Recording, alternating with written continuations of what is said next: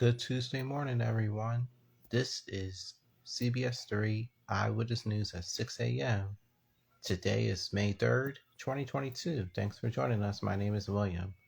As you can see, I am filling in for my favorite aunt and uncle of CBS 3 of the morning crew, Jim Donovan and Janelle Burrell.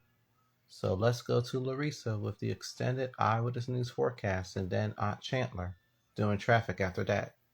Good morning, ladies. 72 degrees, putting us right near average on this Tuesday. Partly to mostly cloudy out there, so limited sunshine, but I'm not completely ruling out a few sunny breaks. And then our attention turns to this. This is what's going to bring us more wet weather, Chandler. I'll have that part of my forecast in 10 minutes. Usually I say looking forward to it, but not when it comes to rain. We'll enjoy this dry day today. Thank you, Larissa.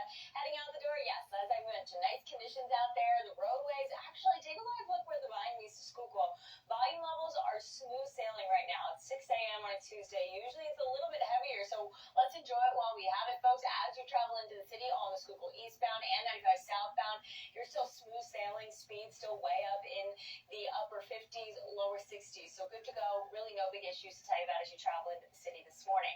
Once you're in the city, though, we are still following this water main break that happened at about 5 o'clock yesterday.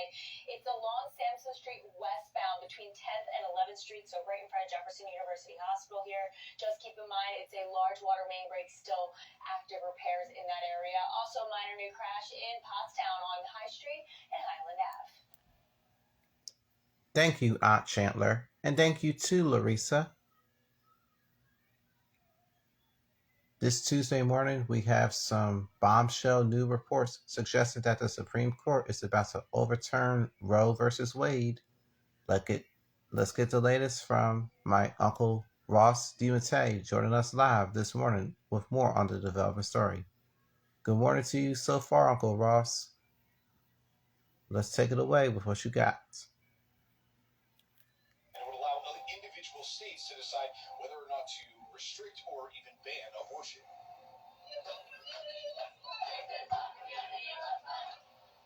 This was the scene early this morning as hundreds of protesters gathered outside of the Supreme Court within an hour of this draft document going public. Politico first obtained what is reportedly a draft of a U.S. Supreme Court opinion that suggests that the justices are poised to overturn Roe v. Wade this term. This first draft was reportedly written by Justice Samuel Alito back in February, and a person familiar with the court's deliberations told Politico it has the support of at least 4 other Republican-appointed justices: Clarence Thomas, Neil Gorsuch, Brett Kavanaugh, and Amy Coney Barrett. The 3 Democratic-appointed justices, Stephen Breyer, Sonia Sotomayor, and Elena Kagan, are working on 1 or more dissents. That's according to the same person. It's currently unclear right now how Chief Justice John Roberts will vote on this ruling. The Supreme Court majority draft opinion does not hold back in its disapproval of Roe v. Wade, arguing the landmark decision was, quote, egregiously wrong from the start and that it must be overruled. Now, nothing is final yet, but demonstrators on both sides have already been taken to the streets. You are not going to change and roll back the time, 50 years to where, women have to ask for permission to make decisions regarding our own bodies. We're not doing that. It really is a historic moment, particularly for the folks, the grassroots pro-life organizers who have been fighting for life for decades now, really since Roe v. Wade. And another angle to the story, a Supreme Court draft decision like this has never been leaked to the public while a case is still pending. It raises a lot of questions about how the court will now respond, specifically Chief Justice John Roberts. Sources telling CBS News that he is likely to order a full-blown investigation involving the FBI to determine the source of this leak. Now, we should note that it's always possible for these justices to change their mind on these kinds of controversial decisions. It has happened in the past. Regardless, Governors Tom Wolf and Phil Murphy have already taken to Twitter saying that this will not change access to abortion rights in either Pennsylvania or New Jersey. A final decision could come down within the next couple of months. All right, thank you, Uncle Ross. We have some breaking news overnight. Police chase ended in a crash that happened in the city's Mayfair neighborhood. This is Chopper 3 over Cottman Avenue and Sackett Street last night, where a car ran up into the sidewalk. No one has been arrested and no one has been hurt as of late. Right now, police are trying to figure out what caused 2 motorcycles to crash, injuring 3 people. That happened on Rosenson Avenue and Roosevelt Boulevard. A tractor trailer was being caused by this. We're being told that one man lost his leg severely in the crash.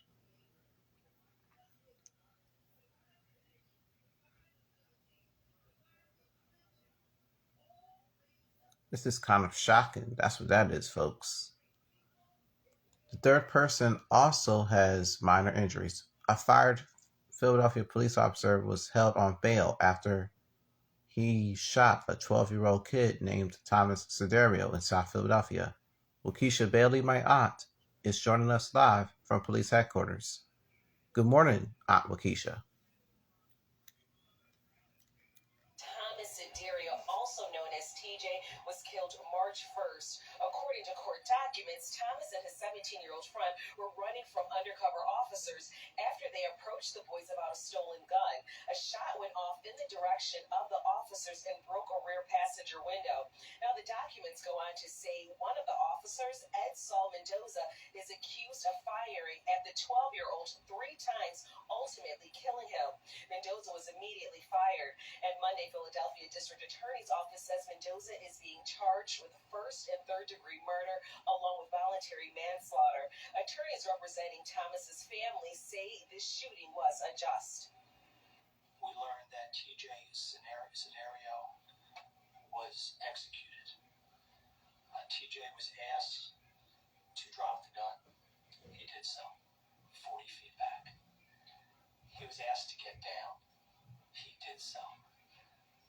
And it's so painful to learn today that he was lying down, face into the sidewalk, trying to look back, and he was shot in cold blood and executed.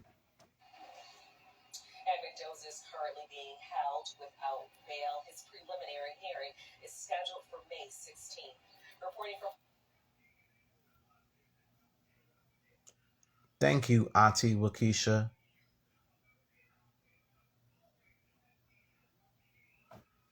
We'll continue having some brand new coverage about the officer being charged. When we're not on TV, you can always get live updates on CBS News Philly and CBSPhilly.com. Now to the reason why the Sixers lost the game. Despite the fact that they lost by 14 points. Let's take a look at some of the highlights from last night. Tobias Harris gets to the basket. That puts the Sixers ahead by 1 point. But here's the reason why they lost. Tyler Hero kept making all them threes. He has a playoff career high of 25 points. Same 2 teams will play again Wednesday, May 4th. A live look now at City Hall from the Benjamin Franklin Parkway. It's cloudy but quiet as we kick off here on this Tuesday morning.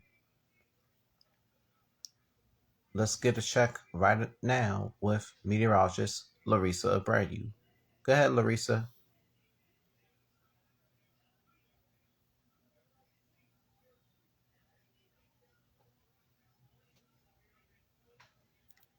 But it will be a nice day to get outdoors because it's a rain-free one. And as you can see behind me, there is rain that's headed our way. Now, this is a system, it's pretty complex, and it will bring another tough day for places like Ohio, extending into Indiana. We are tracking severe weather across these 2 states. In fact, we do have a slight risk to see strong to severe storms, and some of that risk even extends into southwestern parts of the state of Pennsylvania. Back here at home, it is just plain rain, and that arrives tonight, bringing us rain and even a few rumbles of thunder to kick off midweek. Notice how we're drier on Thursday, and then rain chances quickly return to round out the week on Friday and continue into the start of the weekend. And then we do look so much drier for Sunday, Mother's Day, and beyond.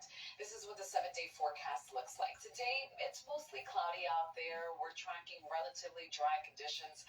That rain holds off until tonight, and tonight we're dipping down into the low 50s. Tomorrow, periods of rain, some even rumbles of thunder, as I mentioned, but no severe weather. Not at this time. We remain quite mild through Thursday before a cold front, this one packing a bit of a punch, bringing rain, just plain rain for us on Friday, and this cooler air mass here starting Friday and into the weekend. By Sunday, we do a little bit better as far as temperatures. Thank you, Larissa. Thank you, Larissa. Well, coming up, a tragedy in Bucks County. A mom is accused of shooting her 2 sons. Some chilling details are definitely going to come into play. Plus, the latest on a rat problem. Uh-oh. A neighborhood is fed up after what residents say. We'll have that news coverage for you when we come back, so stay with us.